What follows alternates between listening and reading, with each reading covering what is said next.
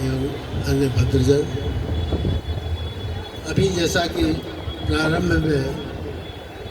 Doctor Yogesh गुप्त ने बताया था कि उनकी ये संस्था नवसृजन साहित्यिक संस्था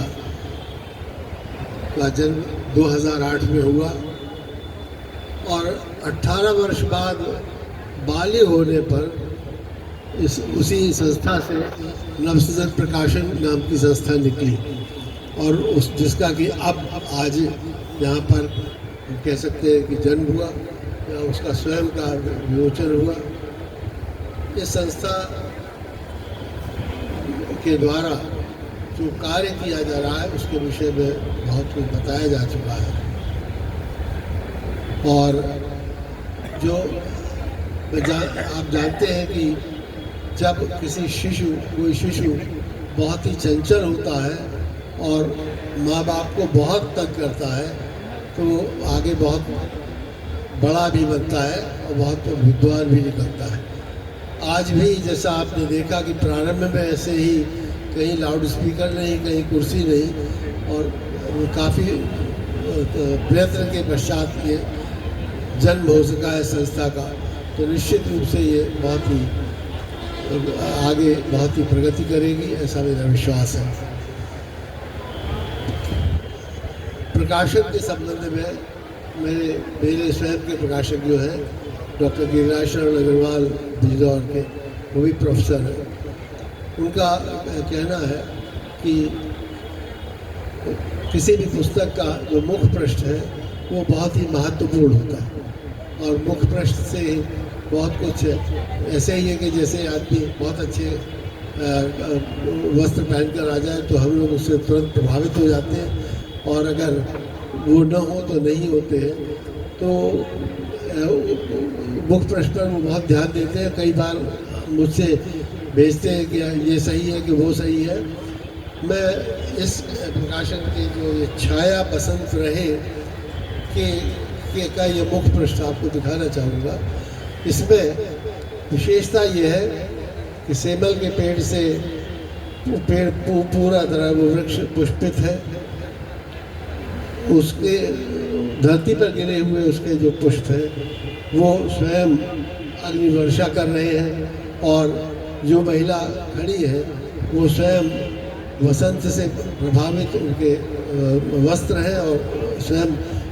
वसंत में के अंदर मतलब उसमें स्वयं उसमें रमी हुई प्रतीत होती है। तो इससे कहने का केवल ये अर्थ है कि अगर इस कर्मठता से, लगन से और निष्ठा से, जैसे कि डॉक्टर योगेश गुप्त पुस्तकों का प्रकाशन कर रहे हैं, वो करते रहेंगे तो निश्चित रूप से बहुत ही अधिक प्रगति करेंगे और इस न केवल लखनऊ को देश, प्रदेश और देश दोनों को नवीन पुस्तकें जो कि हर प्रकार से उत्कृष्ट कोटि की होंगी, चाहे भाषा की दृष्टिकोण से हो, व्याकरण की दृष्टिकोण से हो अथवा उसके प्रकाशन के सुंदरता की दृष्टिकोण से हो, सभी से वो बहुत ही निकलेगी। मैं इसे डॉक्टर योगेश गुप्त को बधाई देता हूँ, साथ ही उन सभी 6 रचनाकारों को जिनकी पुस्तकें आज यहाँ प्रकाशित हुई उनको बधाई देता हूँ। श्री हेमंत कुमार ने जो अवध का लोक साहित्य नामक पुस्तक निकली वो विशेष तौर से यहाँ पर उसके विषय में बोलने लायक है, क्योंकि एक तो लोक साहित्य पर लिखने वाले कम रह गए हैं और लोक साहित्य क्या लोक संस्कृति लुप्त हो रही है। ग्रामीण से लोग शहरों में आ जाते हैं, उसके बाद संस्कृति को भूल जाते हैं। तो लोक संस्कृति को के रखरखाव, उसके बचाव और साथ ही उसके इतिहास पर लिखना एक अनूठी बात है और इसके लिए हेमंत कुमार जी बहुत ही बधाई के पात्र हैं। अन्य सभी साहित्यकारों ने भी अपनी अपनी पुस्तकें जो लिखी हैं वो उच्च स्तरीय है। और जैसा मैंने कहा कि उनका प्रकाशन स्थलीय है, इस सबके लिए ये नवसृजन प्रकाशन संस्था को मैं बधाई देता हूँ और मंगल कामना करता हूँ कि ये अधिक से अधिक